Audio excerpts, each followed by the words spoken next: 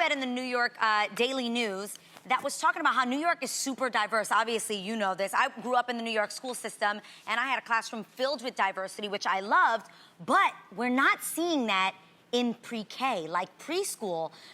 So this person actually was writing this about saying that they're advocating for diversity starting actually earlier on in school, starting from pre-K, daycare, that sort of thing, because sadly, when you're looking for schools, most of the time pre-K is, or like a preschool, you have to pay for it, and you go to the ones that are in your local area. Now, they're not doing diversity programs in those schools. You get what I'm saying? Like, whereas when I went to because they don't junior need to, high or because school, they choose not to? It just hasn't been done. I don't think they consider it. It's such early education that it hasn't been considered that, like, oh, this is diversity in New York City specifically. Which is usually diverse. Anyway, right? Super diverse. Unless, if we're being honest. Is it a money thing? Yeah. The hoods are not as diverse. Would you agree with that? As far as Like, what do you mean?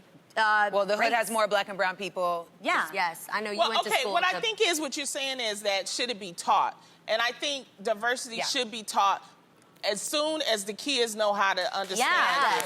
Because you have New York and LA that has a diverse people, but I'm worried about the middle of America that only have certain minorities or majorities. But imagine so if it's happening in New York City, where that's the biggest melting pot, and yet your preschools are not very diverse because they're honestly majorly who you live around. That's what we're saying. Yeah. Like, it's mainly who you live around, versus there are so many programs when they get into high school and elementary school that actually bus kids in from different areas, or the fact that, like, there were kids from the hood where I went to school that they had programs that made sure that they got to go to, like, they even had scholarships. But even with those programs, they taught Black history. They taught, you know, Hispanic history. They taught Asian. What I'm saying is you've had these middle American cities. This is the reason why we have the problems that we have today. Yes. Yeah, I agree. Because they're There's a middle not ground teaching that diversity. I'm not because talking black about people feel like some, like, oogly boogly. Like, it's like, the reason oh, why I've I never wanted seen you us in to real do life. this show is to show middle America that we had the same problems that y'all have.